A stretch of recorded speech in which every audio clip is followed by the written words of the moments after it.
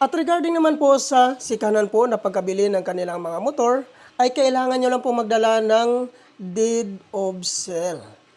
Yan po lahat ang mga requirements na kailangan po nating i-prepare before po tayo pumunta sa venue po ng spot activation. Ano naman po ang age qualification na pwede po dito? Ang pasok po dito guys, which is yung 18 to 60 years old.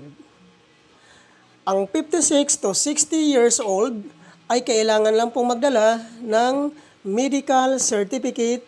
Kailangan po guys, fit to work. At ang kagandahan po dito guys, no, pag once ma-activate ka po sa spot activation na ito, ay ma-avail mo po ang mga freebies po na binibigay po dito ni MoveIt. Ano po ba ang mga freebies na binibigay po dito ni MoveIt?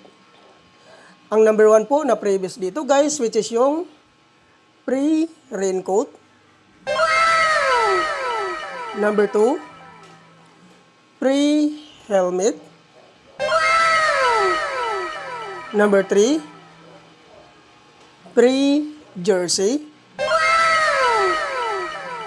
Number 4, free 2 weeks zero commission.